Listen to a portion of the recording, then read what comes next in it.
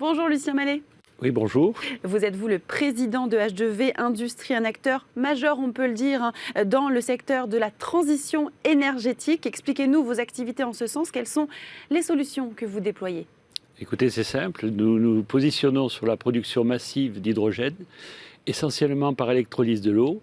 L'électrolyse nécessite beaucoup d'électricité et donc nous allons faire ça avec de l'électricité bas carbone ou renouvelable. Donc c'est un processus qui est pas innovant puisque l'électrolyse date de 150 ans, mais c'est un processus qui rentre dans la transition énergétique puisque nous allons permettre maintenant à notre pays, voire dans le monde, de produire de l'hydrogène d'une manière safe. Alors, vous avez pour objectif d'ici 2025 de créer 12 000 emplois et d'investir 3,5 milliards d'euros. Comment allez-vous procéder pour atteindre ces objectifs extrêmement importants pour votre entreprise? Oui, le marché de l'hydrogène, c'est un marché industriel très important. Et donc, pour arriver à rentrer dans une part de marché, nous sommes obligés de construire des usines de production massive.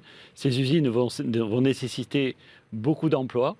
Et donc, c'est en ce sens que nous allons créer ces emplois et que nous allons mettre en place en France une filière industrielle capable de créer des emplois durables. Alors, je voudrais qu'on reparle aussi de cette loi de transition énergétique qui fixe des objectifs très clairs.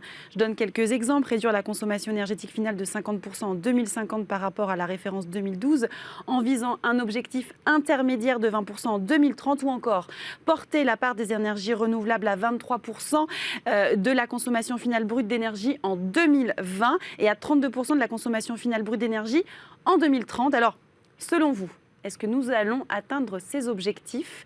Est-ce que cette loi, ces objectifs sont atteignables, vraiment?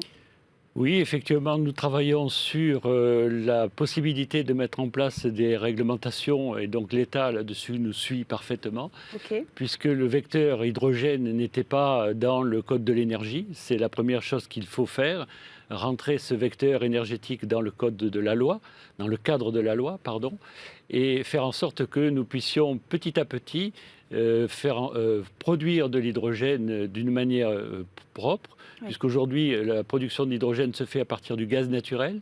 Une tonne d'hydrogène gris provoque 20 tonnes de CO2. Aujourd'hui, il va falloir substituer cette méthode, je dirais, polluante, par une méthode plus propre.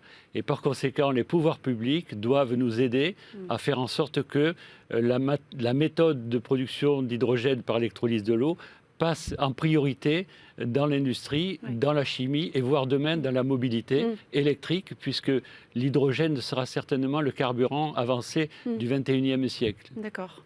Alors, vous proposez également des formations pour qu'on puisse produire de plus en plus ce type d'énergie.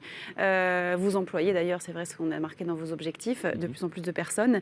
Parlez-nous un peu de vos formations, comment elles se déroulent, à qui sont-elles destinées aussi? Oui.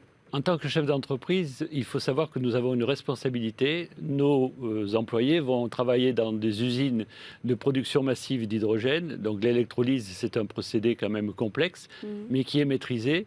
Mais nous devons prendre la responsabilité de former notre personnel pour qu'il n'y ait pas d'incident, ne serait-ce que dans nos installations ou ne serait-ce aussi que pour la filière industrielle qu'on veut mettre en place. Ça serait fâcheux, effectivement, ça serait un frein au développement de cette filière. Par conséquent, on a créé avec l'État, avec les régions et avec beaucoup de personnes qui sont mobilisées là-dessus, la première Hydrogène Académie, notamment en Normandie, pour former les métiers à l'hydrogène. Alors, j'aimerais juste qu'on finisse sur la place de la France aussi dans la transition énergétique. Sommes-nous en retard en France par rapport aux autres pays, ou est-ce qu'on est dans une bonne voie par rapport à la transition énergétique? Je pense que c'est le moment, effectivement, d'œuvrer dans la transition énergétique. La production massive d'hydrogène aujourd'hui dans le monde représente un marché de 2 400 milliards de dollars, et ça, c'est pas moi qui le dis, c'est le cabinet McKinsey. On peut faire 30 millions d'emplois. Alors non, on n'est pas en retard, mais c'est le moment effectivement d'agir. Nous, personnellement, nous avons 4 usines en préparation, 2 en France, une en Normandie et une à Dunkerque, qui représenteront pour les années 2021 500 emplois, un premier investissement de 500 millions d'euros. Et nous avons 2 autres usines en préparation et en développement pour le Moyen-Orient et pour l'Asie, pour des clients effectivement industriels qui ont reconnu que H2V avait de la valeur ajoutée et qui nous ont confié le développement de leurs usines. On suivra en tout cas toutes ces évolutions extrêmement importantes dans les énergies renouvelables. Merci pour toutes ces précisions, Lucien Mallet. Je rappelle, vous êtes président de H2V Industrie. Merci. C'est moi qui vous remercie.